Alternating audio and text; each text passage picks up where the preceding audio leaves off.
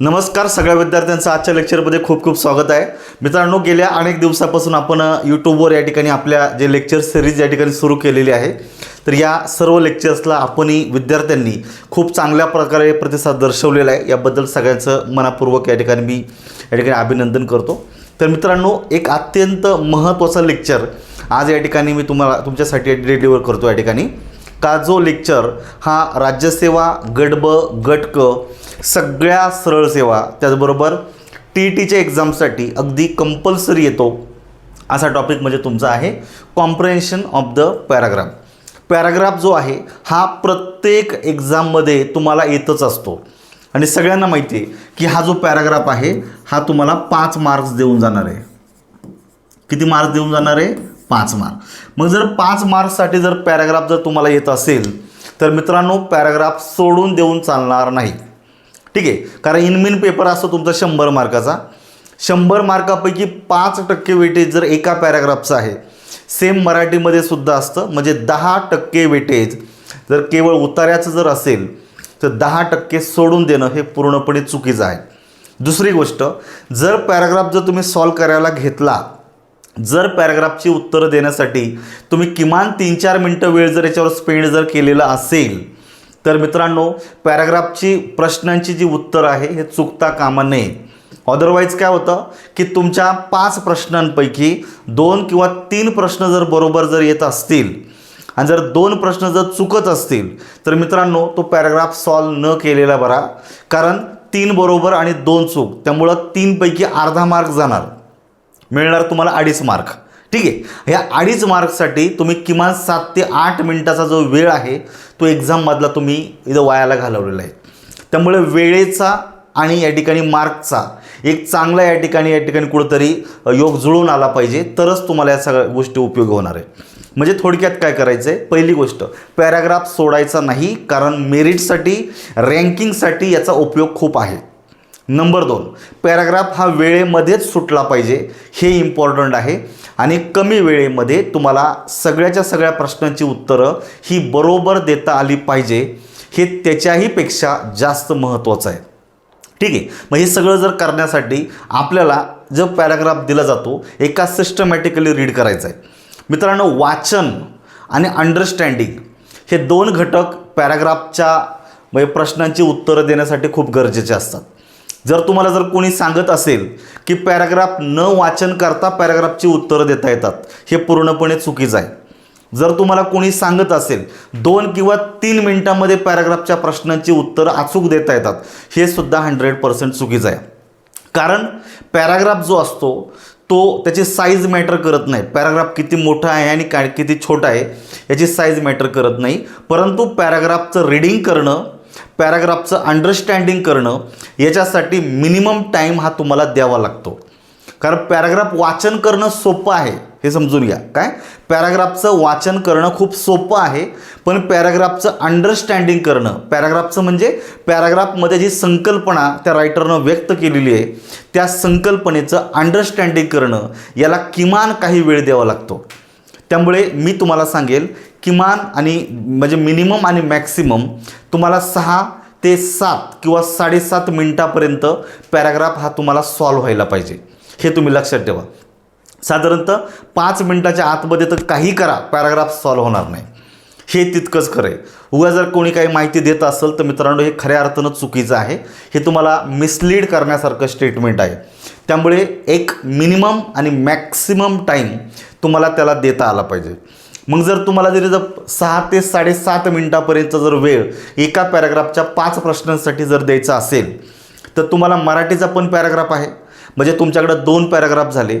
एक मिनिमम आणि मॅक्सिमम तुम्हाला साधारणतः 2 पॅराग्राफसाठी 12 ते 13 मिनटं. मी तर तुम्हाला म्हणेन की 12 मिनटामध्ये पॅराग्राफच्या प्रश्नांची उत्तरं द्या. किती मिनटामध्ये? 12 मिनटामध्ये पॅराग्राफच्या प्रश्नांची उत्तरं द्या. मग पॅराग्राफ सॉल्व करण्याची एक महत्त्वाची गोष्ट तुम्हाला मी सांगतो. पॅराग्राफ हा बहुधा प्रश्नपत्रिकेमध्ये, सपोज इंग्लिशचा जर सेक्शन असेल तर त्याच्यामध्ये बहुधा पॅराग्राफ हा शेवटी दिला जातो आणि जनरली ह्या प्रक्रियेमध्ये काय होतं, विद्यार्थी 51 नंबरपासून प्रश्नपत्रिकेतील प्रश्न सॉल्व करत करत येतो आणि जेव्हा तो 95 पर्यंत येतो त्याचा मॅक्सिमम टाईम बऱ्यापैकी वेळ हा या ठिकाणी संपत आलेला असतो. आणि याच्यामुळं काय होतं, मानसिकरित्या तो व्यक्ती तिथे स्टेबल राहत नाही. म्हणजे त्या एक्झाम हॉलमध्ये त्या एका तासामध्ये पेपर सॉल्व करत असताना ह्या सगळ्या गोष्टी व्यवस्थित हँडल होत नाही. आणि याचा इम्पॅक्ट काय पडतो, तुमच्याकडं वेळ खूप कमी राहिलेला आहे. मग कमी वेळेमध्ये भरभर वाचन होऊ शकेल, परंतु त्या पटीनं अंडरस्टँडिंग होणार नाही. आणि अंडरस्टँडिंग जर त्या पॅराग्राफमधील संकल्पनेचं झालं नाही तर तुमचे सगळ्या प्रश्नांची उत्तरं बरोबर देता येणार नाही. त्यामुळे तुम्हाला अगदी एक्झामच्या अगोदर काही प्रॅक्टिस करणं खूप गरजेचं आहे. त्यामुळे असं नाही म्हणायचं का मी 12वीला पॅराग्राफ सॉल्व केलेत, माझे कधीच चुकले नाही, मग इथे पण चुकणार नाही. हा भ्रमामध्ये राहू नका. 4-4, 5-5 वेळा मेन्स दिलेल्या मुलांचे सुद्धा पॅराग्राफचे मार्क हातातले जातात. त्यामुळे असं कधीही गृहीत धरायचं नाही की पॅराग्राफच्या सगळ्या प्रश्नांची उत्तरं मला बरोबर येतील. कारण त्या ठिकाणी तुम्ही पॅराग्राफ सोडून उरलेला जो काही पेपर आहे, सपोज तुमचा जर 100 मार्काचा जर पेपर असणार आहे, नोटीस करायचं, आणि 100 पैकी 10 मार्क जर तुमचे पॅराग्राफसाठी जर असणार आहेत, तर उरलेले जे 90 मार्काचा जो काही प्रश्न आहेत, 90 मार्कचे, ह्या 90 मार्कच्या प्रश्नांसाठी तुम्ही जो टाईम कन्झ्युम करता हा खूप इम्पॉर्टंट फॅक्टर असतो पॅराग्राफ सॉल्व करण्यासाठी. कारण या प्रश्नांमध्ये ह्या 90 प्रश्नांची उत्तर देताना जर तुम्ही पॅराग्राफसाठी रिक्वायर्ड साधारणतः 10 ते 12 मिनिटाचा वेळ जर काढून नाही ठेवला, म्हणजे उरलेल्या वेळेमध्ये जर ऑब्जेक्टिव्ह उरलेल्या प्रश्नांची उत्तरं जर दिली नाहीत, तर याचा सरळ परिणाम, याचा थेट परिणाम तुमच्या पॅराग्राफच्या रीडिंगवर होतं, पॅराग्राफच्या अंडरस्टँडिंग होतं, बहुधा प्रश्नांची उत्तर देण्यासाठी होत असतो. त्यामुळे मित्रांनो, पॅराग्राफ सॉल्व करत असताना एक गोष्ट तुम्ही नोटीस करा, तुमच्या पेपरमध्ये म्हणजे राज्यसेवा आहे, गट ब आहे, गट क आहे, डिपार्टमेंटल असतील, तलाठी भरतीमध्ये, तलाठी तर होऊन गेलेली आहे, पण सरळ सेवा एक्झाम असेल किंवा TETची एक्झाम असणार आहे, या सगळ्या पेपरमध्ये ऑब्जेक्टिव्ह पेपर जे प्रश्न आलेले आहेत त्यांना तुम्ही निश्चित एक चांगला वेळ द्या आणि त्याच्यामधून जो लागणारा जो वेळ आहे तो निश्चित तुम्ही वाचवा, जेणेकरून तुम्हाला दोनही पॅराग्राफच्या प्रश्नाची उत्तरं देता येतील. त्यामुळे हे जे काय ऑब्जेक्टिव्ह पेपर आहे त्यातला जो टायमिंग तुम्ही कन्झ्युम करता त्याच्या आधारे तुमचं कॉम्प्रिहेन्शन खूप इम्पॉर्टंट राहणार आहे. अदरवाईज काय होतं, 90 प्रश्नांची उत्तर देताना तुम्ही जवळपास 60 मिनिटापर्यंत जर वेळ खर्च करत असाल तर तुम्हाला पहिली गोष्ट पॅराग्राफला वेळ उरत नाही आणि तुम्हाला कुणी एक 10 मिनटं, 1 मिनटं, 2 मिनटं कुणी एक्स्ट्रा वेळ देणार नाही. आणि त्यामुळे तुम्हालाच ऑब्जेक्टिव्हमध्ये असा टाईम मॅनेज करायचा आहे का तुम्हाला डिस्क्रिप्टला तो देता आला पाहिजे. तर ही एक अत्यंत इम्पॉर्टंट गोष्ट आहे की जनरली विद्यार्थी क्लासरूममध्ये किंवा एक्झाम हॉलमध्ये बसल्याच्या नंतर हाच प्रॉब्लेम विद्यार्थ्याला फेस होतो.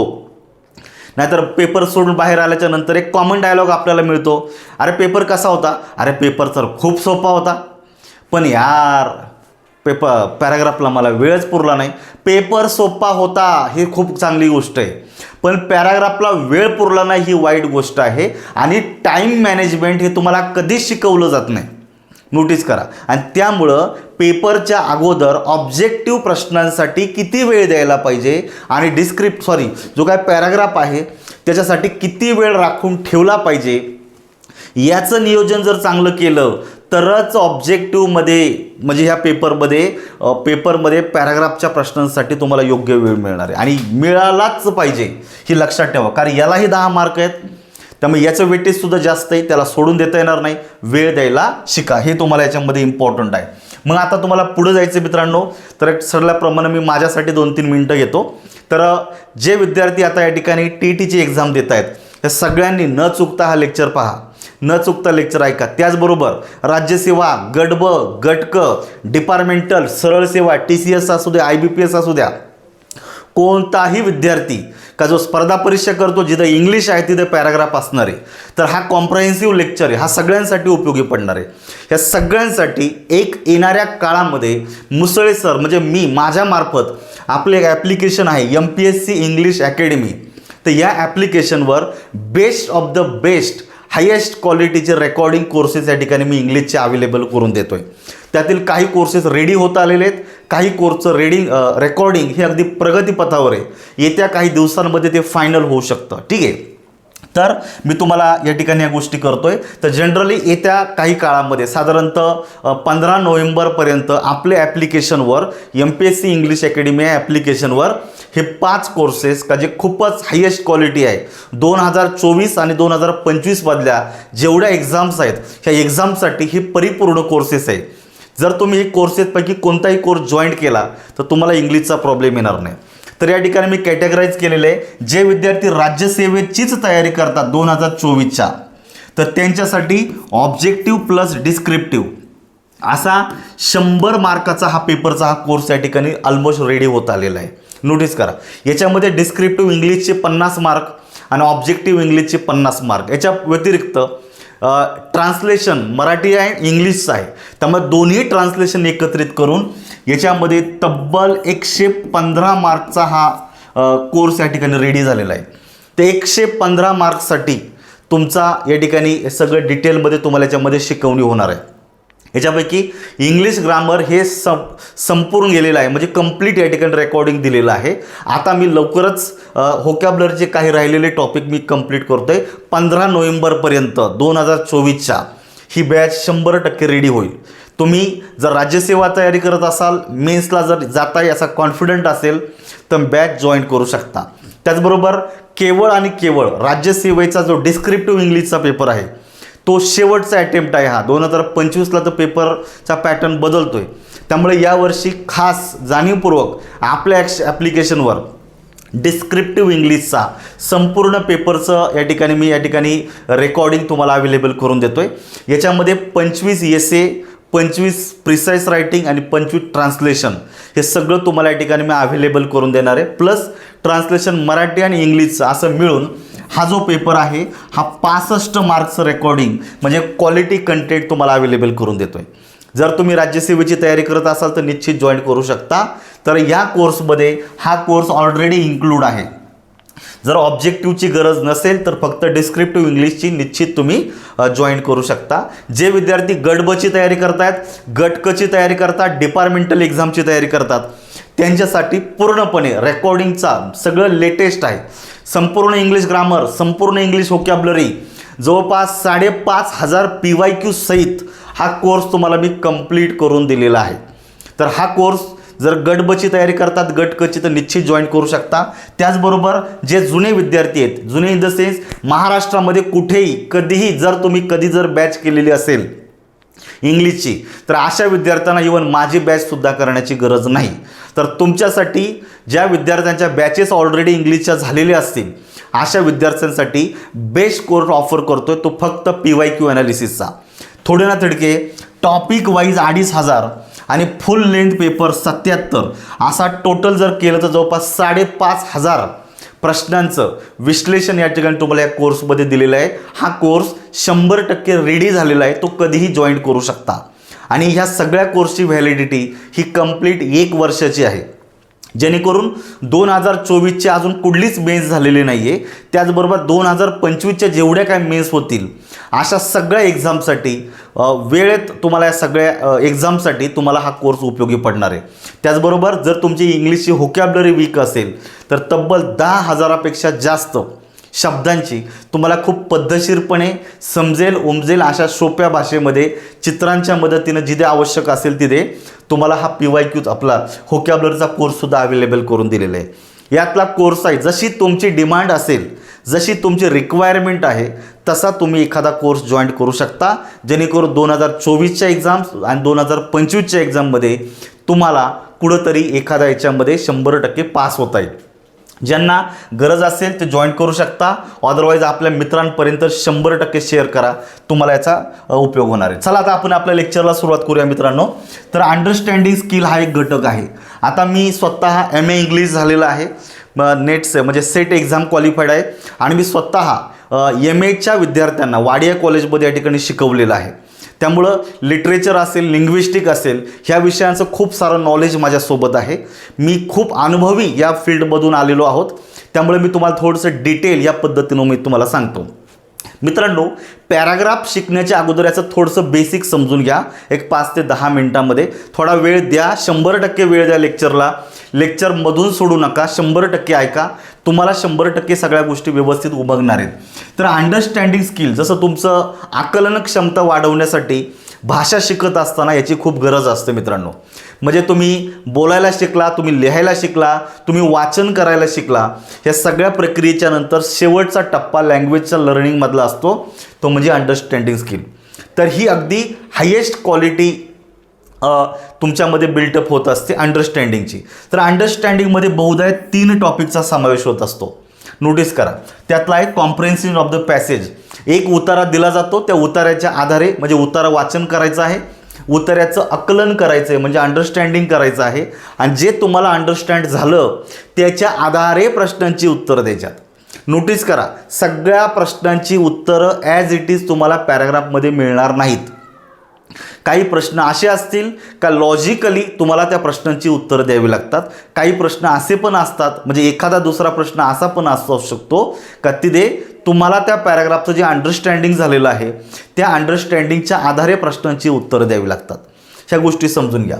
क्लोज टेस्ट नावाचा एक टॉपिक आहे का जो याच्यामध्येच येत असतो. आता क्लोज टेस्ट हा आपल्या स्टेटच्या एक्झाममध्ये विचारला जात नाही, त्यामुळे याच्यामध्ये आपण घेणार नाही आपल्या बॅचेसमध्ये. पण स्टाफ सिलेक्शन असेल, बँक एक्झाम असेल, CDS असेल, NDAच्या एक्झाम्स आहेत, ह्या अदर एक्झाममध्ये क्लोज टेस्ट ही खूप ताकदीने विचारली जाते. आणि याच्यातला तिसरा जो असतो तो म्हणजे पॅराजंबल. तुम्हाला एक वाक्य दिलं जातं, मिनिंगफुल नसतं ते, त्याचे तुकडे करून दिलेले असतात आणि ते उलटसुलट जोडलेले असतात. एक ग्रॅमॅटिकल ऑर्डरनं आपल्याला किंवा लॉजिकल सेन्सनं त्या वाक्यातील ज्या तुकड्यांची आपल्याला जुळवणी करायची आहे जेणेकरून एक मिनिंगफुल सेंटेन्स तयार होईल. जर तुमच्याकडे 4 किंवा 5 वाक्य जर दिलेली असतील तर ते एका अशा क्रमानं जुळवायचे आहे का त्यांना एक लॉजिकल सेन्स प्राप्त होईल. ह्या सगळ्यांमध्ये जर काय गरजेचं असेल तर ते म्हणजे तुमचं अंडरस्टँडिंग. भाषेचं आकलन होणं खूप गरजेचं असतं. त्यामुळे मी तुम्हाला सुरुवातीला सांगितलं मित्रांनो, पॅराग्राफच्या प्रश्नांची उत्तरं देत असताना तुम्हाला 2 गोष्टी अत्यंत गरजेच्या असतात. त्यातली पहिली जी काही गोष्ट आहे ती म्हणजे रीडिंग. तर एखादा जर म्हणत असेल रीडिंग न करता प्रश्नांची उत्तर द्यायची तर पूर्णपणे चुकीचं आहे. पॅराग्राफचं ॲटलिस्ट एक वेळा पद्धतशीरपणे रीडिंग व्हायलाच पाहिजे. रीडिंग झालं तर त्या रीडिंगच्या आधारे तुमचं काय होणार आहे, 2 नंबरला अंडरस्टँडिंग होणार आहे. येतं का लक्षात? काय होणार आहे तुमचं अंडरस्टँडिंग. त्यामुळे रीडिंग आणि अंडरस्टँडिंग ह्या 2 गोष्टी पॅराग्राफमध्ये अत्यंत गरजेच्या असतात. आणि ह्या 2 गोष्टी जर झाल्या तरच तुमच्या पॅराग्राफच्या खाली जे प्रश्न दिलेत त्या प्रश्नांची पद्धतशीरपणे तुम्हाला उत्तरं देता येतील. त्यामुळे भ्रमामध्ये राहू नका. पॅराग्राफचं वाचन करता यावं, पॅराग्राफचं अंडरस्टँडिंग म्हणजे त्याच्यामध्ये मांडलेली संकल्पना तुम्हाला पद्धतशीरपणे समजावी, ही एक मेजर रिक्वायरमेंट ह्या टॉपिककडनं आहे. फक्त प्रश्नांची उत्तरं देणं याच्यासाठी तुम्हाला पॅराग्राफ दिला जात नाही, तर त्या स्टुडंटचं अंडरस्टँडिंग किती आहे हे पण याच्यामधून चेक होत असतं. त्यामुळे हा एक पार्ट अत्यंत गरजेचा आहे. तर याच्यामध्ये एक अत्यंत इम्पॉर्टंट गोष्ट आहे मित्रांनो, तुम्हाला पॅराग्राफ का दिला जातो एक्झाममध्ये, त्याचा एक एम आहे understand and the meaning of the content of the language. भाषेमध्ये त्या उतार्यामध्ये जी काही माहिती दिलेली आहे ह्या माहितीचं तुम्हाला सखोल आकलन व्हावं किंवा तुम्हाला किती आकलन आहे किंवा नाही हे जनरली याच्यामधून चेक करणं हे तुमचं म्हणजे आयोगाचा एम आहे. त्यामुळे हे अत्यंत गरजेचं आहे. तुम्हाला पॅराग्राफचं क्लोज रीडिंग करायचं आहे.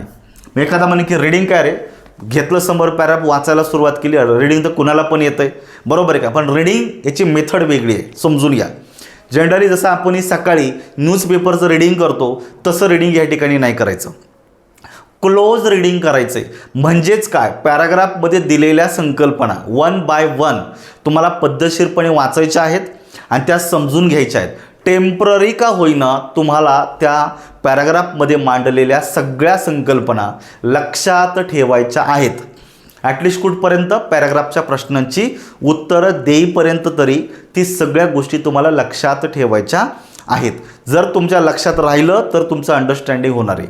त्यामुळे पॅराग्राफमध्ये मांडलेल्या ज्या संकल्पना आहे त्या 1 by 1 from first to last सगळ्या वन टाईम तुम्हाला लक्षात ठेवायच्या आहेत पॅराग्राफच्या प्रश्नांची उत्तरं देईपर्यंत. लक्षात ठेवा, हे खूप गरजेचं आहे. आणि याच्यासाठी तुम्हाला पॅराग्राफच्या प्रश्नांची उत्तरं देत असताना, पॅराग्राफचं रीडिंग करत असताना एक तुम्हाला पूर्णपणे 100% कॉन्सन्ट्रेशन तुमच्या पॅराग्राफवर करायचं आहे.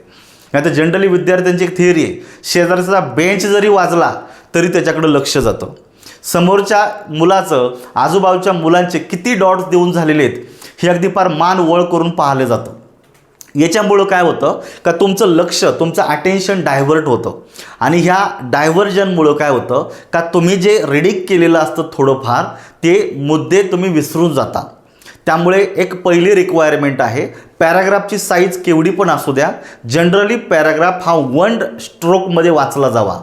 जनरली पॅराग्राफ हा 1 अटेन्शनमध्ये वाचला जावा, हे सगळ्यात इम्पॉर्टंट आहे. त्यामुळे मित्रांनो तुमचं कॉन्सन्ट्रेशन खूप गरजेचं आहे. तुम्ही जर कॉन्सन्ट्रेशन जर केलं, डायव्हर्ट जर नाही झाला, तर त्या पॅराग्राफमध्ये मांडलेल्या ज्या संकल्पना आहे या पद्धतशीरपणे तुमच्या ॲटलिस्ट काही मिनटं का होईना स्मरणात राहतील. ॲज गिवन ऑर्डर, जशा ऑर्डरने दिलेल्या आहेत त्या ऑर्डरप्रमाणे. त्यामुळे एकही मुद्दा विसरता कामा नये. जर तुम्ही सगळे स्टार्ट टू एंडपर्यंत सगळे मुद्दे जर मेमराईज जर केले, थोडक्यात लक्षात जर ठेवले, तर त्याच्या आधारे 100% तुम्हाला प्रश्नांची उत्तरं देता येतात. त्यामुळे हे खूप गरजेचं असतं. Through the content there in, तुमच्या पॅराग्राफमध्ये मांडलेले जे काही कंटेंट आहे, ते विचार आहेत, जी संकल्पना आहे, ते तुम्हाला लक्षात ठेवायचे आहे. त्याच्यामध्ये मांडलेलं supporting logic behind the thoughts, त्या वाक्यांमध्ये मांडलेलं जे काही लॉजिक आहे ते तुम्हाला लक्षात आलं पाहिजे. आता एक तुम्हाला एक साधं उदाहरण दाखवतो मी. एक आय थिंक 2022चा का 23चा एक पेपर आहे, मला तो आठवत नाही. त्या पेपरमध्ये एक असं उदाहरण, एक पॅराग्राफ आला होता आणि त्याच्यामध्ये सांगितलं होतं की लहान साधारणतः 8 ते 9 वर्षाचा मुलगा आहे. तो त्याच्या घरापासून त्याचे जे काही स्कूल आहे ह्या स्कूलपर्यंत साधारणतः 8 किलोमीटर चालत जातो. नोटीस करा, काय एक मुलगा आहे, तो त्याच्या घरापासून त्याच्या स्कूलपर्यंत दररोज 8 किलोमीटर चालत जातो. म्हणजे घरापासून तर त्याचं जे स्कूल आहे ते किती किलोमीटर अंतर झालं? 8 किलोमीटर. आणि पॅराग्राफमध्ये एवढंच दिलेलं आहे का तो मुलगा दररोज त्याच्या घरापासून त्या स्कूलपर्यंत 8 किलोमीटरचं अंतर आहे आणि 8 किलोमीटर तो मुलगा चालत जातो. आणि खाली प्रश्न विचारलेला आहे तुम्हाला का तो जो मुलगा आहे दररोज किती किलोमीटर पायी वॉकिंग करतो. स्कूलला जाण्यासाठी किंवा स्कूलसाठी तो मुलगा दररोज किती किलोमीटर पायी वॉकिंग करतो. आता ज्यांना काही कळत नाही ना त्यांनी इथं लगेच पाहिलं, अरे 8 किलोमीटर चालतो, लगेच 8 किलोमीटर लिहून दिलं. अरे पण याच्यातलं लॉजिक तुम्ही लक्षात ठेवा. तो मुलगा घरापासून त्याच्या स्कूलपर्यंत जर 8 किलोमीटर चालत जात असेल तर 8 किलोमीटर घरी परत माघारी येत नाही का? येते का लक्षात तुमच्या? लॉजिक समजून घ्या. का कॉलेजला एकदा गेला का तिकडंच कुठेतरी 7-12 केला एखादा, का तिकडंच आधार कार्ड काढून घेतलं त्यानं? नाही. तो जर 8 किलोमीटर जर कॉलेजपर्यंत जातोय, स्कूलपर्यंत जातोय, तर 8 किलोमीटर घरी परत माघारी पण येतो ना. येतं का लक्षात? तेव्हा टोटल 16 किलोमीटर पायी चालतो हे दिलेलंच नव्हतं पॅराग्राफमध्ये. इथं फक्त 8 दिलं होतं आणि बहुतांशी विद्यार्थ्यांनी वेळ नाही म्हणून घाई 8वरच डॉट देऊन टाकला. आणि 4 नंबरचा पर्याय होता 16 किलोमीटर, का जे तुमचं एक्झॅक्ट उत्तर होतं. त्यामुळे मित्रांनो अंडरस्टँडिंग खूप गरजेचं आहे. कधी कधी त्याच्यामधलं जे लॉजिक आहे, प्रश्न कसा विचारला आहे, उत्तर काय द्यायचं हेही समजणं गरजेचं असतं. त्यामुळे उगाच अंधाधुंदी गोळेबार मारून चालत नाही. पद्धतशीरपणे आकलन झालं तर प्रश्नांची उत्तर द्यायला तुम्हाला वाव राहतो, हे समजून घ्या. पर्पज ऑफ द थॉट्स, त्याच्यामध्ये मांडलेले जे विचार आहेत, पॅराग्राफमध्ये जे विचार मांडलेले त्याचा उद्देश तुम्हाला या ठिकाणी लक्षात ठेवायचा आहे. आता ही खूप ॲडव्हान्स लेवल आहे, इथपर्यंत बऱ्याच वेळा जाण्याचीही गरज पडत नाही आपल्याला. Writers on attitude toward the subject. तर कधी कधी तुम्हाला असा एखादा प्रश्न विचारला होतो की पॅराग्राफच्या आधारे याच्यामधून रायटरला काय सांगायचं आहे, बरोबर आहे की नाही? According to the given paragraph what are the thoughts of the speaker of this passage. ह्या पॅसेजचा जो काही स्पीकर आहे त्याचे विचार काय आहेत, बरोबर आहे की नाही, हे तुम्हाला विचारलं जातं. मग या ठिकाणी तुम्हाला थोडंसं अंडरस्टँडिंग खूप गरजेचं राहणार आहे मित्रांनो. मग त्याच्यामध्ये तुम्हाला रीडिंग करायचे चांगलं. तुम्हाला त्यातले जे काही महत्त्वाचे कीवर्ड्स असतील, काही महत्त्वाच्या ज्या फ्रेजेस असतात, बरोबर आहे की नाही. कधी कधी त्याचे एक्सप्लिसिट आणि इम्प्लिसिट मिनिंग असतात. म्हणजे कधी कधी डायरेक्टली शब्दांमधून अर्थ व्यक्त होतात, कधी कधी ते अर्थ उमगत नाही, ते हिडन स्वरूपाचे असतात. हे तुम्हाला समजून घ्यावं लागतं. नोटीस करा, काय करावं लागतं, समजून घ्यावं लागतं. याच्यासाठी क्लोज रीडिंग करायचं आहे. आणि हे क्लोज रीडिंग करताना 1-2 मिनटाचं काम नाही, समजून घ्या.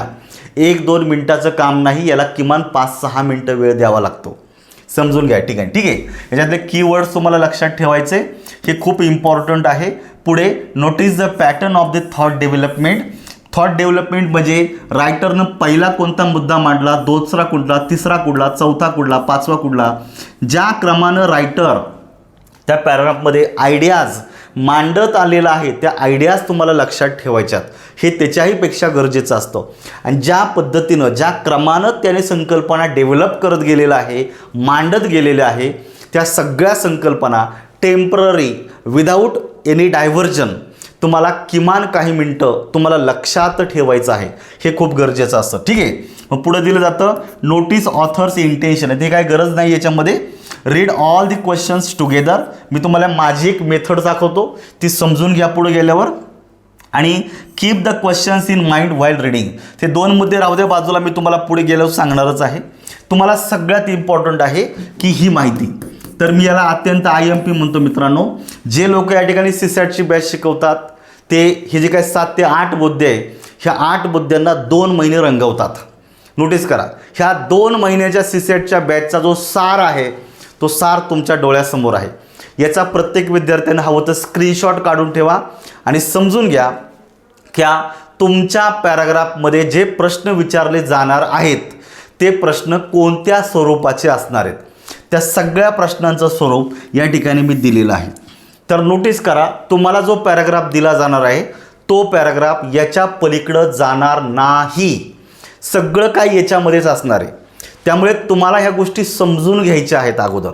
बरोबर आहे की नाही. नक्की पॅराग्राफचे प्रश्न काय आहेत हे जर आधी तुम्हाला जर कळलं कशा स्वरूपाचे आहेत, तर पॅराग्राफला वाचन करताना निश्चित एक चांगली दिशा तुम्हाला सापडते. पहिले दिलेलं बघायचं, what is the central idea of the passage. दिलेल्या पॅराग्राफची मध्यवर्ती संकल्पना तुम्हाला विचारली जाते.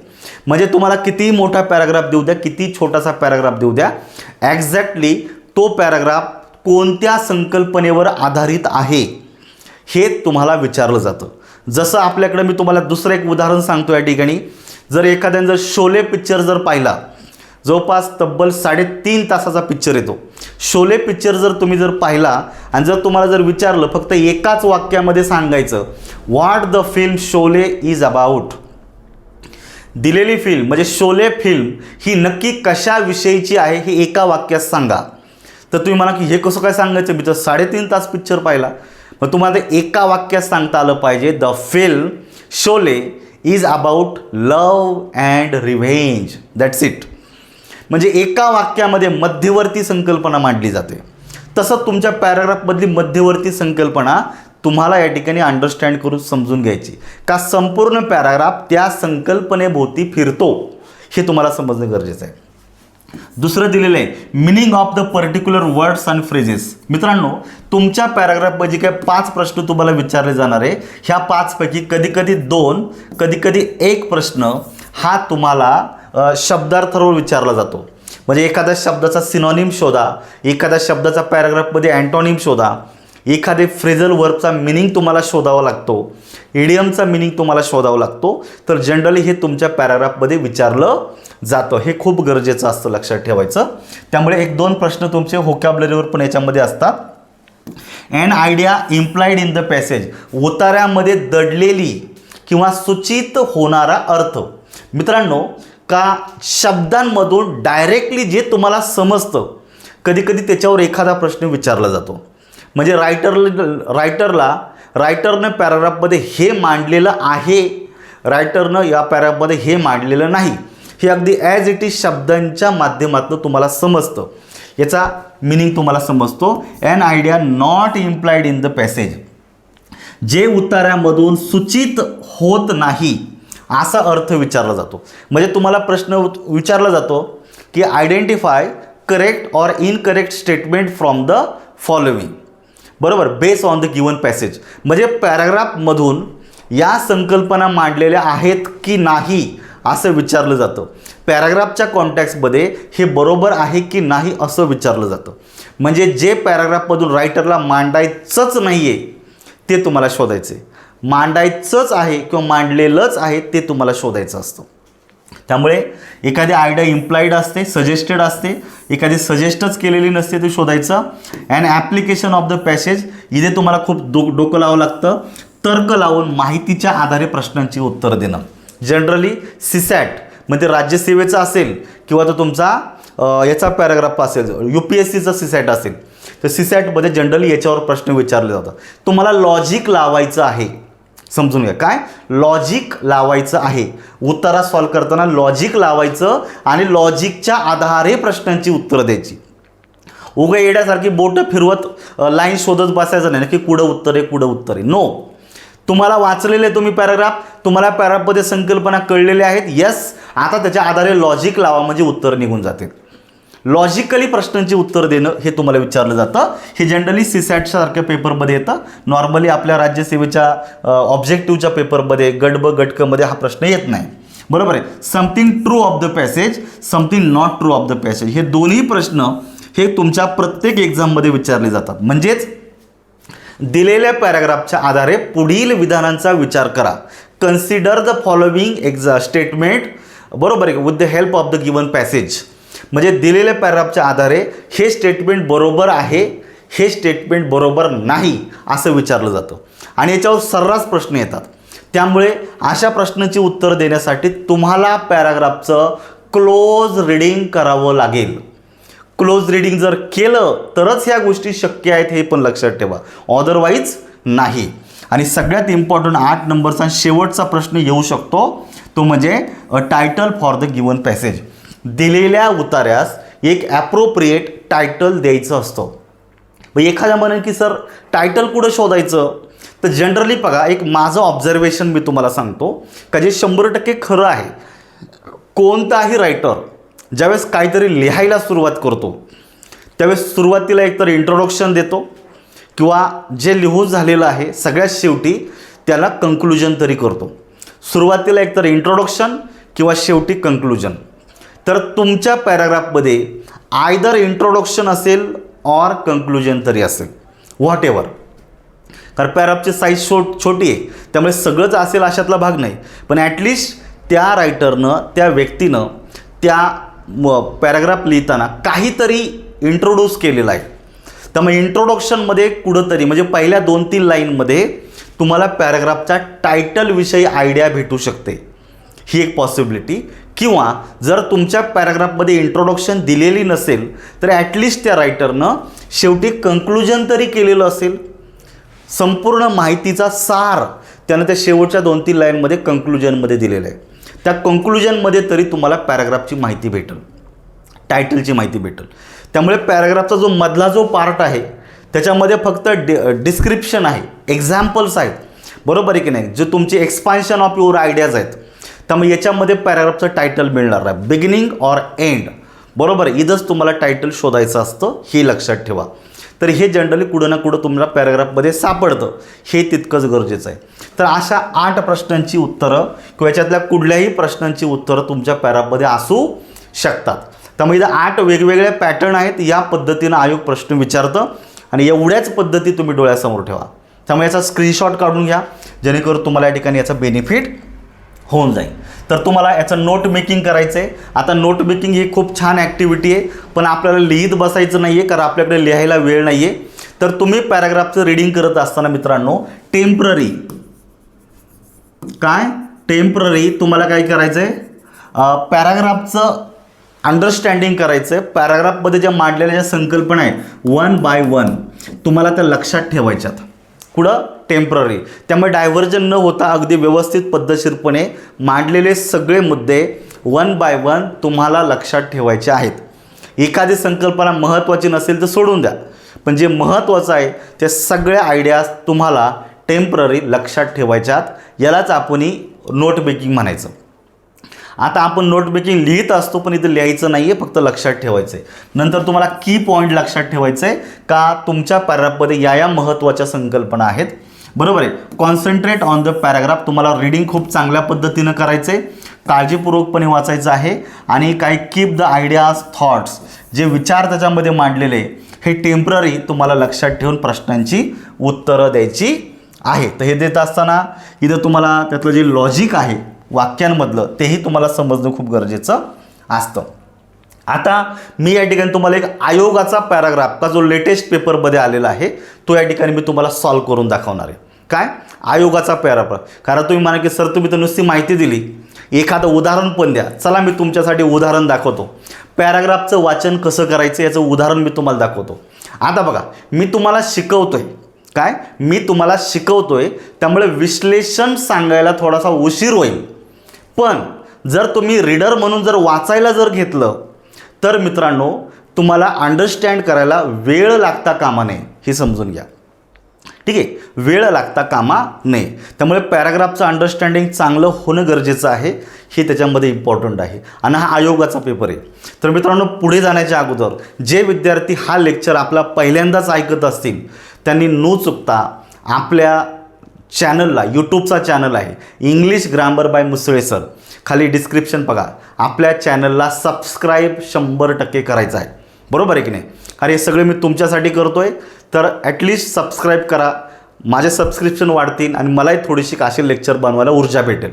चला, तर आता हा एक मोठा पॅराग्राफ आहे. मी काय करतो, तुम्हाला याचं प्रिंट तुम्हाला दिसणार नाही, पण तुम्हाला पुढे पुढे काय करतो, छोटा छोटा पार्ट इंट्रोड्यूस करतो. हाच पॅराग्राफ पुढे तुकड्यांमध्ये दिलेला आहे. तर याला नीट समजून घ्या. आता पॅराग्राफचं वाचन हे या प्रक्रियेमधलं सगळ्यात महत्त्वाची स्टेज असते. तर मित्रांनो माझं लॉजिक मी तुम्हाला सांगतो. पॅराग्राफ कशाविषयीचं आहे हे मी तुम्हाला अजून सांगितलेलं नाही आहे. पॅराग्राफचं ना मी वाचनसुद्धा अजून केलेलं आहे. पण तुम्ही काय करायचं, पॅराग्राफ वाचन करण्याच्या अगोदर तुम्ही पॅराग्राफच्या खाली जे प्रश्न दिलेले आहेत हे प्रश्न तुम्हाला वाचायचे आहेत. काय करायचे आहेत, अगोदर प्रश्न वाचायचे आहेत. फक्त एक गोष्ट चुकूनही विसरू नका, पेपरमध्ये जे प्रश्न दिलेले आहेत, प्रश्नामध्ये जे काय तुम्हाला जे 4 पर्याय दिले जातात हे पर्याय वाचायचे नाहीत सुरुवातीला.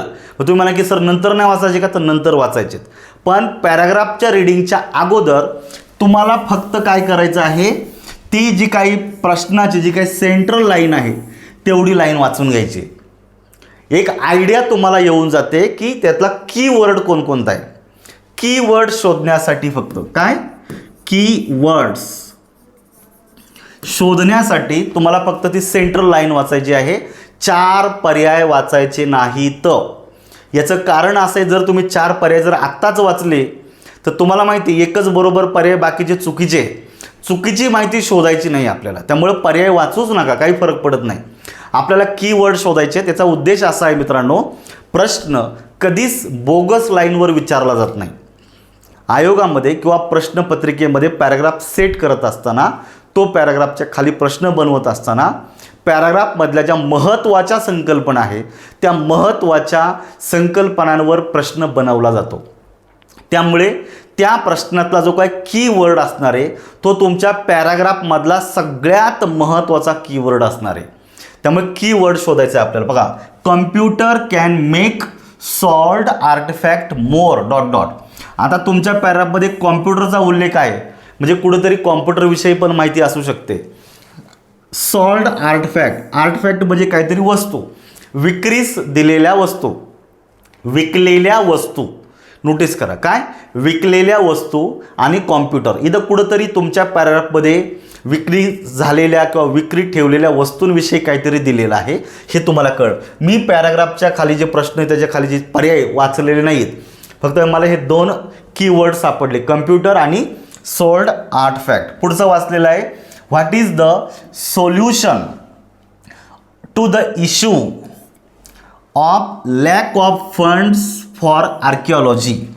तुम्हाला फक्त हेडलाईन वाचायची आहे, हे 4 पर्याय आत्ता लगेच वाचायचे नाहीत. मग इथं तुमच्या पॅराग्राफमध्ये कुठंतरी सोल्युशन दिलेलं आहे, बरोबर आहे की नाही. मग तुमच्या पॅराग्राफमध्ये कुठंतरी एक इश्यू मांडलेला आहे. काय इश्यू आहे, lakh of funds for archaeology. Archaeology म्हणजे पुरातत्व विभाग.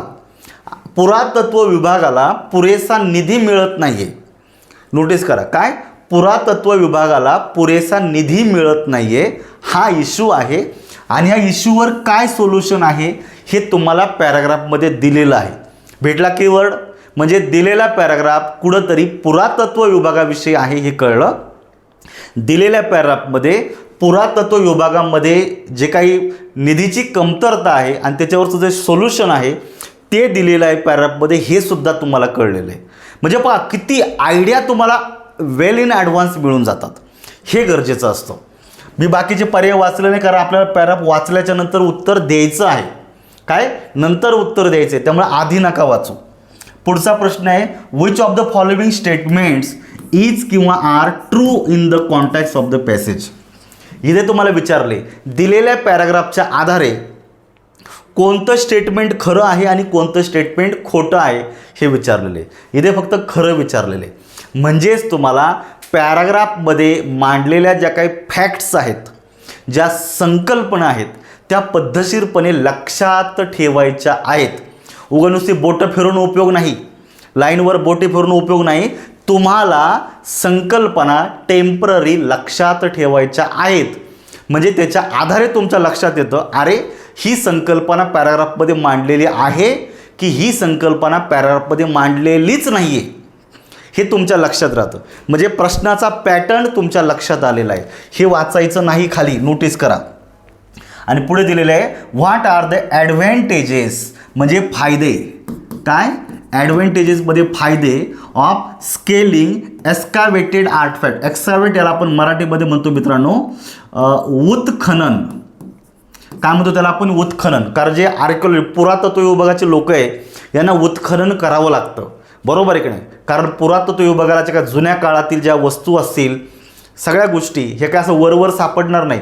उत्खनन करून मातीच्या खाली पृथ्वीच्या गाभाऱ्यामध्ये, खोलवर नाही पण किमान काही मीटर अंतरापर्यंत त्यांना या गोष्टी शोधाव्या लागतात. Excavated artefact instead of storing them. Store करणे म्हणजे जतन करून ठेवणे. आणि एक्स्कावेटेड उत्खनन करून सापडलेल्या ज्या काय वस्तू आहे त्यांची विक्री करायची आहे.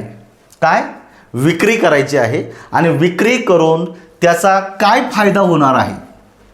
बघा, उत्खननामधून ज्या वस्तू बाहेर पडतात त्यांची विक्री करून, म्हणजे स्टोअर करून ठेवण्याऐवजी, जतन करून ठेवण्याऐवजी त्याची विक्री करून त्यांना काय बेनिफिट मिळतो हे तुमच्या पॅराग्राफमध्ये तुम्हाला शोधायचे, बरोबर आहे की नाही? आणि सगळ्यात शेवटी दिलेलं आहे, विच स्टेटमेंट्स इज किंवा are true in the context of the excavation in Cyprus. इथे एक विशिष्ट एक्झाम्पल तुम्हाला कुठेतरी दिलेलं असावं का सायप्रस नावाचं कुठलं तरी एक ठिकाण आहे जे ह्या पॅराग्राफमध्ये मेन्सेज केलेले, स्पष्टपणे दिलेले. बघा, मेन्शन इन द पॅसेज. पॅसेजमध्ये कुठेतरी सायप्रस नावाचं एक ठिकाण आहे. त्या ठिकाणी जे उत्खनन झालेलं आहे त्या उत्खननाच्या संदर्भात कोणतं स्टेटमेंट खरं आहे आणि कोणतं स्टेटमेंट खोटं आहे हे तुम्हाला शोधायचं आहे. म्हणजे तुमच्या पॅराग्राफमध्ये मांडलेली एक्झाम्पल तुमच्या लक्षात राहिली पाहिजे. तुमच्या उतार्यामध्ये मांडलेले जे काही पॅटर्न्स आहेत, म्हणजे जे काही थॉट्स आहेत, जे काही संकल्पना मांडलेल्या आहेत, कॉन्सेप्ट्स आहेत, त्या वन बाय वन तुमच्या लक्षात राहिल्या पाहिजे, जेणेकरून ट्रू आणि फॉल्सची उत्तरं देता येतील. या पॅराग्राफमध्ये कुठेतरी कॉम्प्युटरचा उल्लेख झालेला आहे. कॉम्प्युटरचा यूज करून काय करता येऊ शकतं. त्याचबरोबर जो काही पुरातत्व विभागाचा जो काय मेन प्रॉब्लेम आहे, फंड म्हणजे पैशाची कमतरता, तर हा पैशाचा कमतरता कसा सॉल्व करता येईल याच्यामध्ये काहीतरी दिलेलं आहे. त्याचबरोबर ॲडव्हान्टेज काय का उत्खननामधून बाहेर काढलेल्या ज्या वस्तू आहे त्या जतन करून ठेवण्याऐवजी विक्री जर केल्या तर त्याचा बेनिफिट काय हे तुम्हाला पॅराग्राफमध्ये दिलेले. सांगा मित्रांनो, आता काय राहिलं शोधायचं? सगळंच तुम्हाला मिळलं आहे. मग तुम्ही म्हणा की सर यालाच 4-5 मिनटं अजिबात लागत नाही. फक्त हेडलाईन वाचायला, काय फक्त हेडलाईन वाचायला तुम्हाला मॅक्सिमम अर्धा मिनटं लागेल. किती मिनटं लागणार आहे तुम्हाला? मॅक्सिमम अर्धा मिनटं लागणार आहे. कारण फक्त 5च लाईनी वाचायच्या आहेत आपल्याला, प्रश्नांचे पर्याय वाचायचे नाही आहेत. फक्त हेडलाईन वाचायला, 5 हेडलाईन वाचायला अर्धा मिनटं लागेल. ह्या अर्धा मिनटामध्ये संपूर्ण पॅराग्राफ नक्की कशाविषयीचा आहे, संपूर्ण पॅराग्राफमधल्या मध्यवर्ती संकल्पना काय आहेत, संपूर्ण पॅराग्राफमधले कीवर्ड्स काय आहेत हे तुमच्या आधीच लक्षात येतं. बघा, मी अजून बरोबर काय चुकीचं काय हे सांगितलेलंच नाही आहे, बरोबर आहे की नाही. पर्याय पण वाचलेलं नाही, पण पॅराग्राफ कशाविषयीचा आहे ते मला आधीच कळून गेलं. अरे हा पॅराग्राफ पुरातत्व विभागाच्या संदर्भात आहे. That's it. म्हणजे जर तुम्हाला पॅराग्राफच्या प्रश्नांची ओळख आधी झाली, पर्यायांची नाही, मी परत परत सांगतोय, माझ्या वाक्याला कोणी ऑब्जेक्शन घेणार नाही. जर बोललं का आधी पॅराग्राफच्या खाली पर्याय वाचा, तर हे स्टेटमेंट मी सांगतो चुकीचं असणार आहे. पण मी चुकत नाही म्हणून सांगतो, फक्त हेडलाईन वाचायची कीवर्ड शोधण्यासाठी. अरे ते कीवर्ड्स आपल्याला काळजीपूर्वक तिथे शोधायचे, हे इम्पॉर्टंट असतं. हे एकदा लक्षात आलं का मग तुम्ही पॅराग्राफचं वाचन करा. मॅक्सिमम 4 ते 5 मिनटामध्ये वाचन करायचं. किती मिनटामध्ये? 4 ते 5 मिनटामध्ये पॅराग्राफच्या वाचन तुम्हाला करायचं आहे. मी तर तुम्हाला 4 मिनटं देतो. 4 मिनटामध्ये काळजीपूर्वक वाचा. फक्त मी तुम्हाला सांगितलं आहे, जर तुम्ही तुमचं लक्ष डायव्हर्ट होऊ दिलं नाही इकडं तिकडं, जर तुम्ही तुमच्या पॅराग्राफला पूर्ण कॉन्सन्ट्रेशन जर केलं, तरच तुमचा पॅराग्राफ 4 मिनटात वाचून होणार आहे. कारण पॅराग्राफच्या प्रश्नांची उत्तरं द्यायला तुम्हाला 1.5 मिनटं ते 2 मिनटं खूप झाली. काय? 1.5 मिनटं ते 2 मिनटं तुम्हाला खूप झाले, कारण तुम्हाला सगळं समजलं आहे. तुम्हाला फक्त वाचायचं आणि प्रश्नाचं उत्तर द्यायचं एवढंच काम बाकी राहिलेलं आहे. इतकं काय काम इझी होऊन जाणार आहे. मग तुम्ही म्हणा की सर 4 मिनटामध्ये पॅराग्राफ वाचून होईल का? तर आपले गट बचे, गट कचे, TETचे हे इतर पॅराग्राफ 100% वाचून होतील 4 मिनटामध्ये. फार तर एखादा जर स्लो रीडर असेल तर त्याला 4.5 मिनटं पकडा, काही फरक पडत नाही. पण हे केव्हा शक्य होणार आहे? जर तुम्ही ऑब्जेक्टिव्ह प्रश्नांना जर मिनिमम वेळ दिला तर. नाहीतर ऑब्जेक्टिव्ह प्रश्नांचे सॉल्व करत असताना या पॅराग्राफचा वेळ जर तुम्ही ऑब्जेक्टिव्ह प्रश्नांसाठी जर खर्च केला, तर तुम्हाला वेगळा वेळ कुणी देणार नाही. तुम्हाला याच्यासाठी वेळ राखून ठेवावा लागणार आहे. आणि हे 12 मिनटं सोडून उरलेल्या 48 मिनटामध्ये तुम्हाला ऑब्जेक्टिव्हचे सगळे प्रश्नांची उत्तर देता आली पाहिजे. या पद्धतीनं स्पीड सुरुवातीपासून मेंटेन करायचा. नाही जर राहिले 4च मिनटं आणि म्हणतात चला 4 मिनटामध्ये प्रश्नांची उत्तर देऊ, मग शेवटी एकच करणार आहे, जय रामजी की पटापटा प्रश्नांची उत्तर द्यायचं आणि मोकळं व्हायचं. असं नाही चालत. ही स्पर्धा परीक्षा आहे. तुक्के 100% कधीच लागत नाही. इथं नशीबही तुमचं काही काम करत नाही, इथं तुमचं एफर्ट्स तुमचं काम करतात. त्यामुळे टाईम मॅनेजमेंट हा पेपर सॉल्व करण्यामधला एक सगळ्यात महत्त्वाचा मुद्दा आहे. आणि तो बऱ्याच वेळा कधीच बॅचमध्ये शिकवला जात नाही. म्हणून मी तुम्हाला सांगतो, टाईम मॅनेजमेंटवर लक्ष ठेवा, हे तुम्हाला उत्तरं सुटणार आहे. आता आपण काय करूया? पॅराग्राफचं वाचन करूया. जसं मी तुम्हाला सांगितलेलं आहे की पॅराग्राफ जो असतो त्या पॅराग्राफचं तुम्हाला काय करायचं आहे? आता वाचन करायचं आहे. तर तुम्हाला आपल्याला 4 मिनटं लागणार आहे. तुम्ही म्हणा की सर तुम्ही 4 मिनटात उरकवणार का? नाही, मी तुम्हाला आता विश्लेषण करून सांगतोय, कारण मी एक टीचर म्हणून तुम्हाला शिकवतोय, त्यामुळे मी थोडासा वेळ घेईल. पण तुम्ही जर या पद्धतीनं गेला तर तुम्हाला वेळ लागणार नाही, हे लक्षात ठेवा. कारण तुम्हाला आधीच कळलंय सगळं आता. अरे हा पॅराग्राफ पुरातत्व विभागाविषयी, कुठेतरी ॲडव्हान्टेज विषय दिला आहे, कुठं कॉम्प्युटरच्या यूजविषयी दिलेला आहे, कुठेतरी एक सायप्रस नावाच्या ठिकाणी झालेल्या उत्खननाविषयी विचारलेलं आहे. सगळं आधीच कळलं आहे तुम्हाला. आता फक्त ते काळजीपूर्वक शोधायचं आहे. मग बघा पॅराग्राफमध्ये बघा 66 ते 70 म्हणजे 5 प्रश्न हे पॅराग्राफ इथे स्पष्टपणे दिलेले आहे. Read the given passage carefully. मित्रांनो हे पण वाचत चला. आपले पोट्टे हे पण वाचत नाही, डायरेक्ट प्रश्न सुरुवात करतात. अरे ते काय विचारतात ते तरी ऐका आधी. वेळ नाही 5-5 वर्ष आपण परीक्षा देतो, 4-4 वर्ष परीक्षा देतो, कधी हेडलाईन वाचायला वेळ मिळत नाही. काय अवस्था आहे आपली, हे लक्षात ठेवा. Read the given passage carefully, काळजीपूर्वक वाचा. And answer the question based on it that follow. म्हणजे ज्या पॅराग्राफमध्ये ज्या मांडलेल्या संकल्पना आहे त्यांच्या आधारे प्रश्नांची उत्तर द्या, पॅसेजच्या आधारे नाही. नोटीस करा. त्यामुळे ह्या पॅसेजमध्ये मांडलेला जो मुद्दा आहे, जी संकल्पना आहे ती काळजीपूर्वक समजून घ्या. आणि जी संकल्पना तुम्हाला समजली त्या संकल्पनेच्या आधारे प्रश्नांची उत्तर द्या. इथं लक्षात, हे इम्पॉर्टंट आहे. आता आपण हे वाचूया. बघा इथं काय दिलेलं बघायचं. आर्किओलॉजी म्हणजे पुरातत्व विभाग. Archaeology as a profession faces 2 major problems. पहिल्या लाईनमध्ये दिलेले आर्किओलॉजी जे पुरातत्व विभाग आहे, एक व्यावसायिकदृष्ट्या त्यांना 2 महत्त्वाचे प्रॉब्लेम फेस ते करतात. म्हणजे दोनच प्रॉब्लेम आहे, म्हणजे पॅराग्राफ वाचताना ते दोन्ही प्रॉब्लेम तुम्हाला लक्षात राहायला पाहिजे. मग कोणता पहिला प्रॉब्लेम आहे? पहिला दिलेला आहे it is the poorest of the poor. हे डिपार्टमेंट सगळ्यात गरीब आहे, कारण याला फंडच जास्त मिळत नाही. कारण सगळ्याला माहिती आहे याने काय आपलं आता 2025-26 किंवा 2000 आपलं येणारे पुढचं जे काही शतक आहे ते काय डेव्हलप होणार नाही. त्यामुळे या डिपार्टमेंटला खूपच कमी निधीचा उपलब्धता करून दिली जाते. म्हणून पहिला प्रॉब्लेम आहे द डिपार्टमेंट किंवा archaeology itself is the poorest of the poor. हे खूप गरीब डिपार्टमेंट आहे. गरिबी म्हणजे त्याला पुरेसा निधी मिळत नाही, हे लक्षात ठेवायचं. Only paltry sums are available for excavating and even less is available for publishing the result. बरोबर आहे की नाही, हे लक्षात ठेवायचं.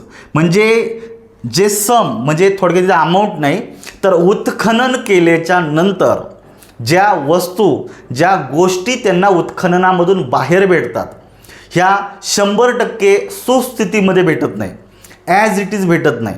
त्याचं कुठेतरी 10%, 15%, 20% अशा काही काही गोष्टी तुम्हाला मिळतात. म्हणजे खूपच तुटलेल्या फुटलेल्या किंवा अशा छोट्या प्रमाणामध्ये काही वस्तू तुम्हाला मिळतात. Available for excavating and even less is available for publishing result. म्हणजे या सगळ्या प्रक्रियेमध्ये निधीची कमतरता आहे हे यांना जाणून द्यायचं आहे. बरोबर आहे की नाही.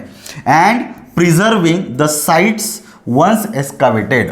जे मटेरियल ज्या वस्तू अशा रीतीने उत्खननामधून बाहेर काढलेल्या आहेत त्या प्रिझर्व करून ठेवणं, त्या पब्लिश करणं, ह्या सगळ्यांसाठी यांच्याकडं पुरेसा निधीच मिळत नाही. हा पहिला प्रॉब्लेम आहे. हे विसरायचं का आता? नाही. पहिला प्रॉब्लेम लक्षात ठेवला तर दुसरा वाचा. मग इथं काय दिलेलं आहे बघायचं. 8 archaeologist deals with priceless objects every day. एवढं सगळं प्रॉब्लेम असताना सुद्धा हे जे पुरातत्व विभागाचे जे लोक आहे हे दररोज अशा ज्या वस्तूंना किंमतच नाही अशा वस्तूंना शोधण्यासाठी ते त्यांचं काम करत असतात. नोटीस करा, हा झाला तुमचा पहिला प्रॉब्लेम. आणि जर तुम्हाला दुसरा दिलेला आहे सेकंड, जर तुम्ही सेकंड वाचला तर पहिला विसरायचं नाही. याचा सेकंड पहिला वाचला तर आपण जरा मस्तपैकी पाणी पिऊया. शेजारचे किती डॉट झाले तरी याचं डोकं त्याचं डोकं. अरे बाबा दुसऱ्याचं पेपर डोकूच नको, तो पास होईल आणि तू फेल होशील. नोटीस करा, अख्खा पॅराग्राफ वाचन होईपर्यंत इकडे तिकडे नजर फिरवायची नाही. हे इम्पॉर्टंट आहे, तरच 4 मिनटामध्ये होणार आहे. दुसऱ्याचा पेपर सॉल्व करण्यामध्ये जर तुम्ही 1 मिनटं वाया घालवला तर समजून घ्यायचा तुम्ही 1 वर्षांनी मागं जाणार आहे, कारण तुम्ही पास होणार नाही हे तितकंच खरं आहे. त्यामुळं इथला वेळ खूप इम्पॉर्टंट आहे. तुम्ही त्या हाय व्होल्टेज सीटवर बसलेला आहात जणू काय, तर तिथला वेळ प्रत्येक सेकंड तुमच्यासाठी यूज करा. बरोबर आहे का. अख्खं आयुष्य पडले बाकीच्या गोष्टींसाठी, पण पेपरमधला वेळ सेकंद ना सेकंद हा तुमच्यासाठी आहे मित्रांनो, त्याचा यूज करा. त्यामुळे लक्षात ठेवायचं. सेकंडमध्ये काय दिलेलं आहे, there is the problem of illegal excavation. तुमच्या प्रश्नामध्ये कुठंतरी एका समस्येविषयी मांडलेलं आहे. एक्झॅक्टली पुरातत्व विभागाचा प्रॉब्लेम काय आहे, त्यातला महत्त्वाचा प्रॉब्लेम या ठिकाणी दिलेला आहे. इलिगल एक्सकाव्हेशन म्हणजेच काय, अवैधरित्या इलिगली जे उत्खनन केलं जातं तो मेजर प्रॉब्लेम यांच्या डिपार्टमेंटला आहे. त्यामुळे प्रॉब्लेम ऑफ मनी हा एक इश्यू आहे. दुसरा आहे प्रॉब्लेम ऑफ इलिगल एक्सकाव्हेशन, हा दुसरा प्रॉब्लेम आहे. बरोबर आहे. रिझल्टिंग इन काय दिलेलं आहे, म्युझियम क्वालिटी पीसेस. नोटीस करायचं, museum quality pieces be sold to the highest bidder. Notice करा, इलिगल एक्सकाव्हेशनमध्ये काय होतं तर उत्खननामधून ज्या वस्तू बाहेर काढल्या जातात त्यातल्या काही वस्तू किमती असतात, कारण त्यांना हजारो वर्षाचा इतिहास असू शकतो. त्यामुळे ते अँटिक वस्तू आहेत असं म्हणायला हरकत नाही. मग अशा महत्त्वाच्या ज्या वस्तू आहेत ह्या मोठ्या किमतीला मार्केटमध्ये विकल्या जातात. मार्केटमध्ये आठवडे बाजारामध्ये त्या मांडून बसत नाही असं फडकं मारीत का घ्या 5 का 10 असं म्हणत नाही. त्या अवैधरित्या उत्खनन केलं जातं आणि इलिगली त्या वस्तू गपचूप विकल्या जातात मोठ्या किमतीला. आणि याच्यामुळं काय होतं, हे जे डिपार्टमेंट आहे ह्या डिपार्टमेंटकडं ठेवण्यासाठी, जतन करण्यासाठी, दाखवण्यासाठी, रिसर्चसाठी क्वालिटी प्रोडक्ट राहतच नाही. समजून घ्या, हे याच्यामध्ये मांडलेलं आहे. आता मी तुम्हाला सांगायला वेळ लागला आहे, पण तुम्हाला समजून घ्यायला काही सेकंद लागणार आहेत. नोटीस करा, हे आपल्याला करायचं आहे, हे इम्पॉर्टंट आहे. मग पुढं काय दिलेलं पाहायचं, I would like to make an outrageous suggestion. मला एक धाडसी तुमच्याकडं एक अशा प्रकारचं सजेशन द्यायचं आहे. हे वैयक्तिक आहे, कदाचित दुसऱ्याला आवडेल नाही आवडेल, पण एक सजेशन त्या रायटरला, त्या स्पीकरला द्यायचं आहे. That would at once stroke provided funds for archaeology and reduce the amount of illegal digging. मग इथं रायटरनं काय केलेलं आहे, एक अशा प्रकारचं सजेशन दिलेलं आहे. या सजेशनमुळं काय होणार आहे, एक चांगला मोठ्या संख्येनं निधी त्या डिपार्टमेंटला उपलब्ध होऊन जाणार आहे.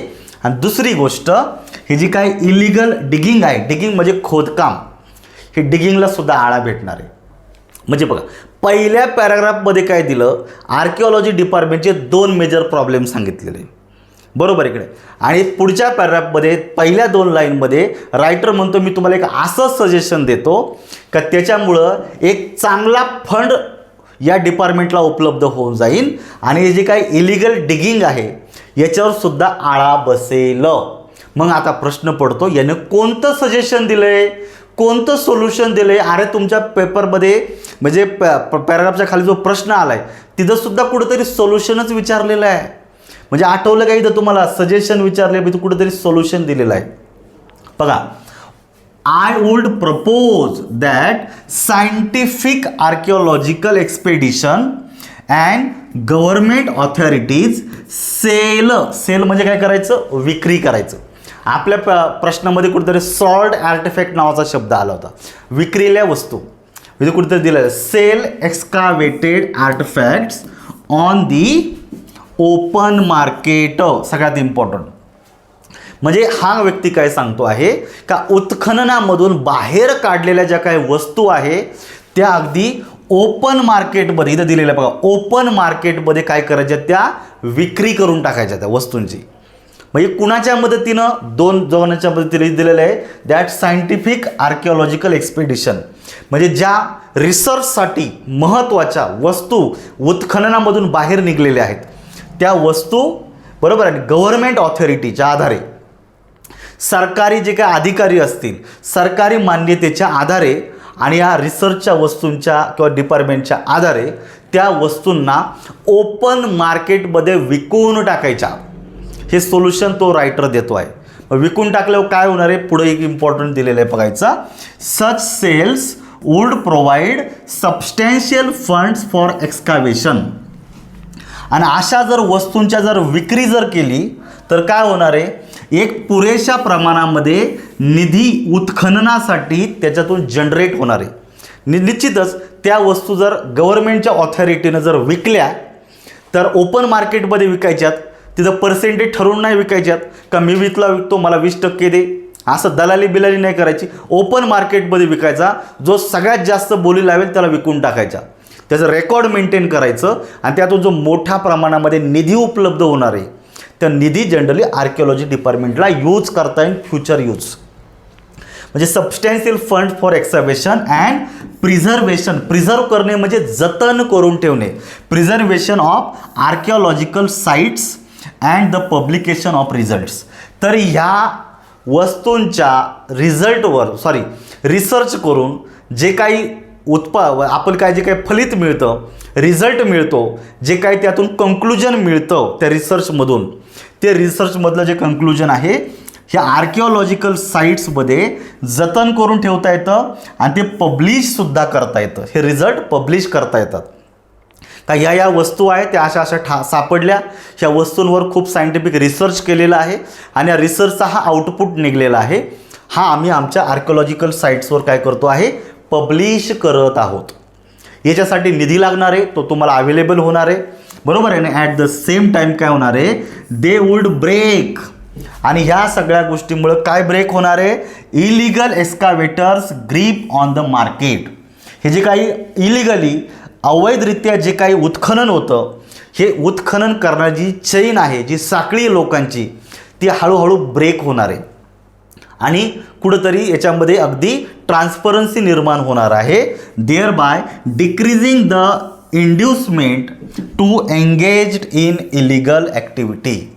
इथं ह्या इलिगल ॲक्टिव्हिटीमध्ये म्हणजे उत्खननामध्ये, त्यांच्या विक्रीमध्ये जी चैन वाढत चाललेली लोकांची, तिच्यामध्ये जो सहभाग आहे लोकांचा, तो हळूहळू कमी होत जाईल आणि ह्या डिपार्टमेंटला पैसा उपलब्ध होईल, रिसर्चसुद्धा करता येईल, त्याची साईट मेंटेन करता येईल, रिझल्ट पब्लिश करता येईल. म्हणजे इन जनरल सगळे प्रॉब्लेम सॉल्व्ह होणार आहे. मग इथं रायटरनं काय सोल्युशन सांगायचं, ओपन मार्केटमध्ये त्या वस्तूंचा सेल करायचा.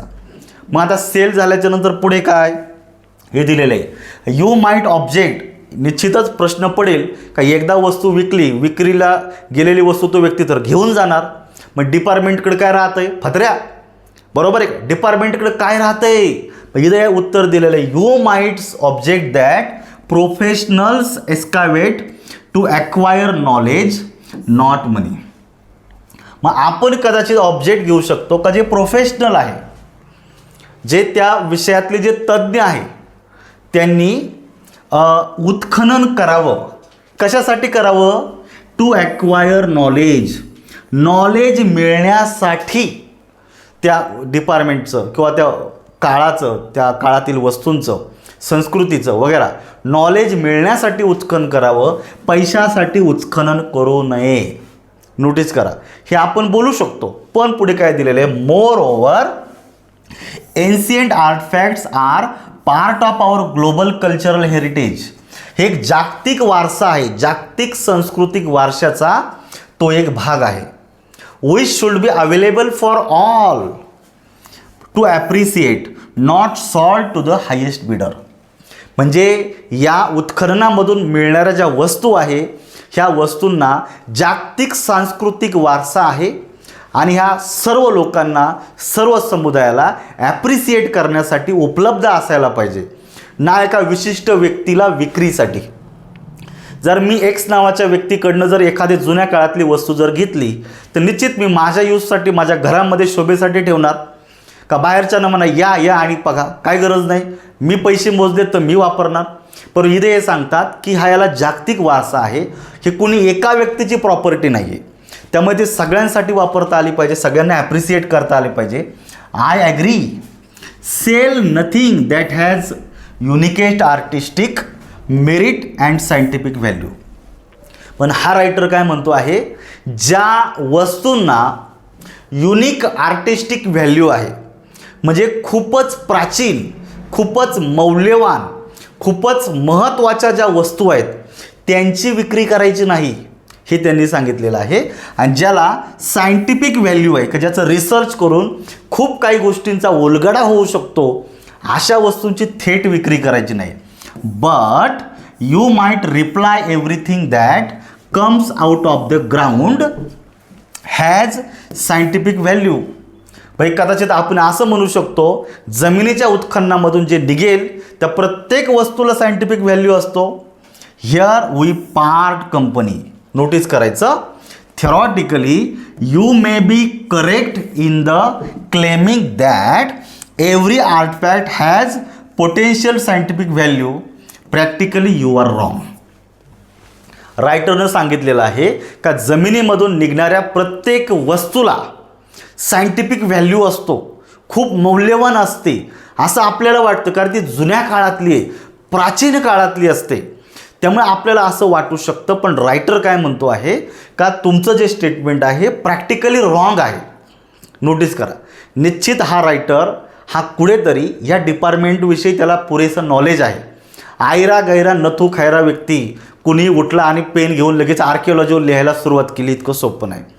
या व्यक्तीला त्याचं खूप प्रॅक्टिकल नॉलेज आहे आणि म्हणून तो सांगतो आहे का ह्या सगळ्या ज्या वस्तू जे निघतात त्यातल्या प्रत्येक वस्तूला तितकं व्हॅल्यू असतं का, तर नाही, हे याने सांगितलेलं आहे. का आपलं म्हणणं कदाचित चुकीचं असू शकतं. मग इथं तो काय सांगतो आहे, I refer to the thousands of pottery vessels and ancient lamp that are essentially duplicate of one another.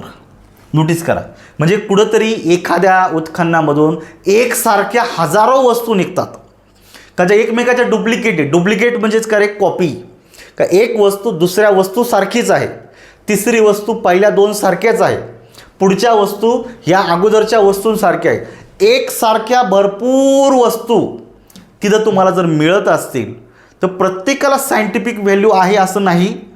Notice करा, कारण सगळ्या वस्तू जर सारख्याच असतील तर सायंटिफिक रिसर्चसाठी काही आपल्याकडं प्रिझर्व करून ठेवू शकता आणि सारख्याच वाटणाऱ्या काही वस्तू तुम्ही सेल करून मोठा निधी मिळवू शकता.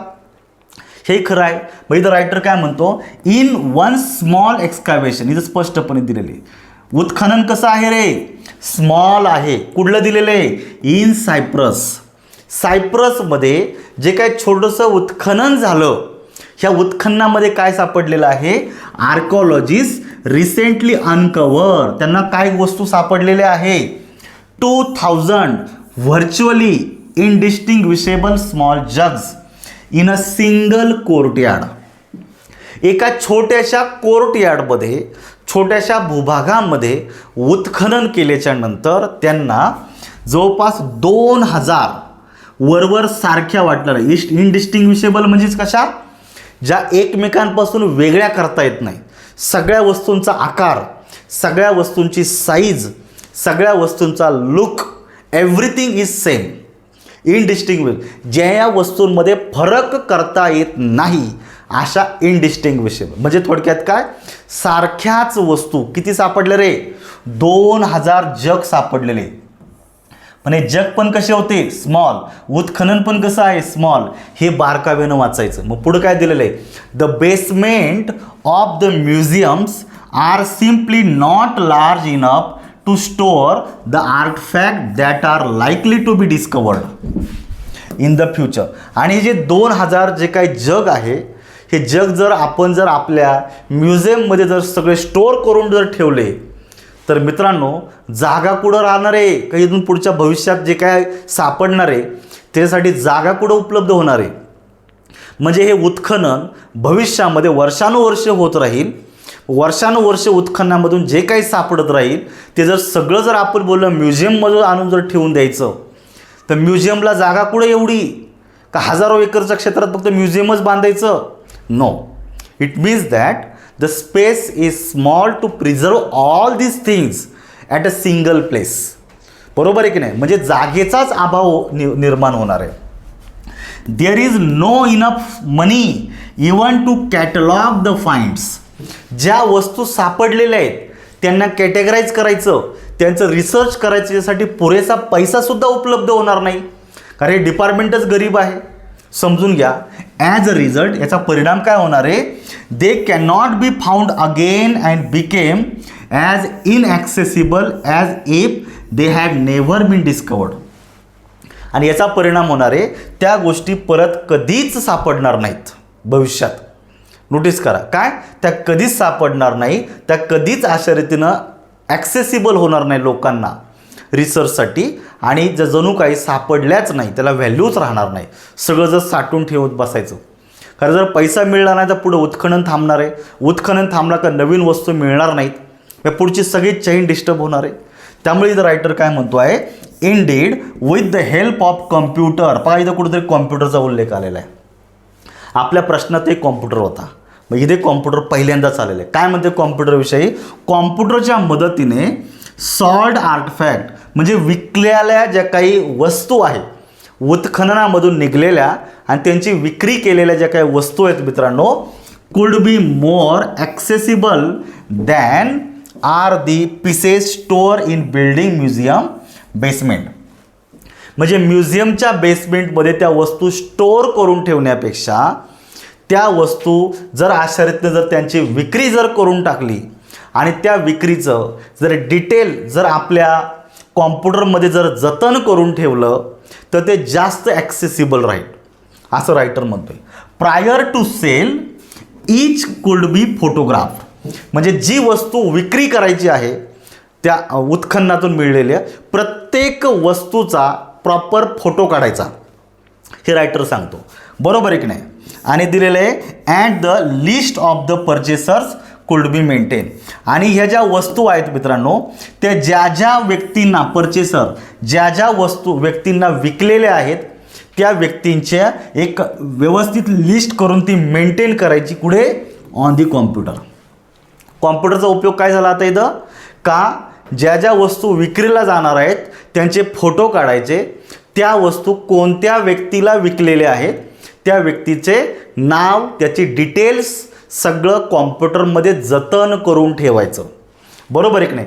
अ purchaser could even be required to agree to return the piece if it should become needed for the scientific purpose.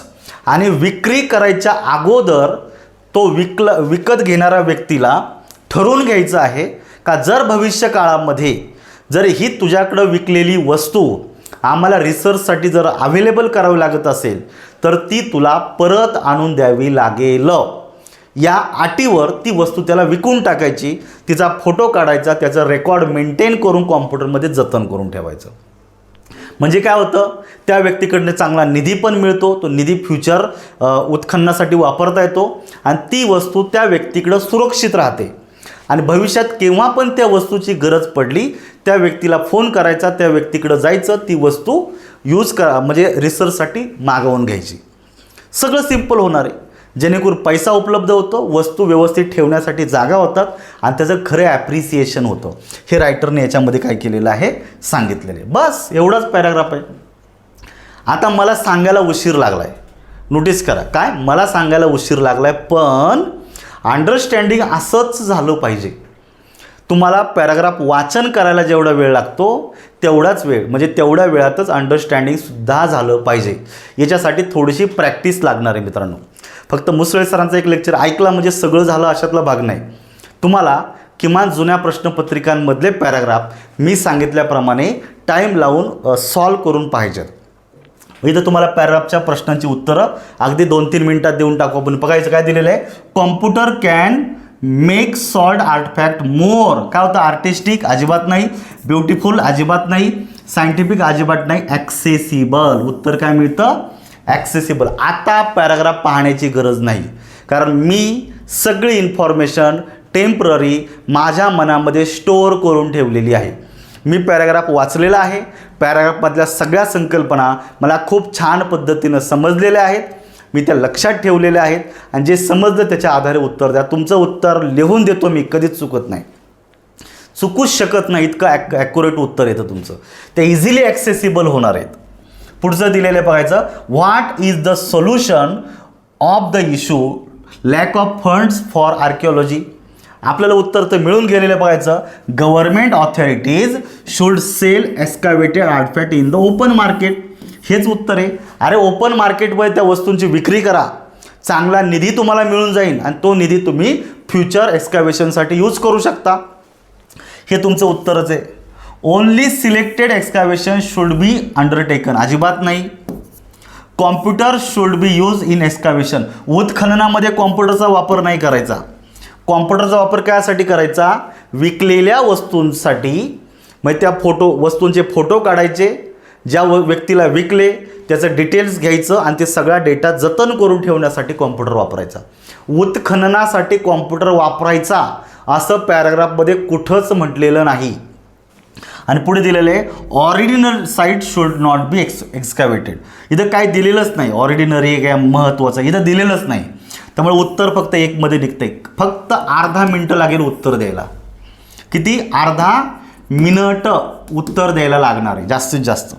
पुढे बघा, which of the following statement is किंवा are true in the context of the passage. बरोबर काय आणि चुकीचं काय तुम्हाला शोधायचं आहे. काय विचारले, illegal excavation is a challenge in the profession of archaeology. बरोबर आहे.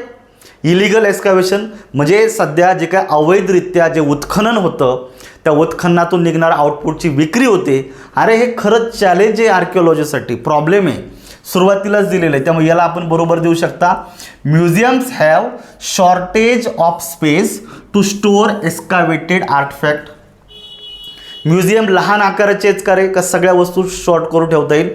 तर जनरली याला तुम्ही बरोबर देऊ शकता, काही असा विशेष प्रॉब्लेम नाही आहे.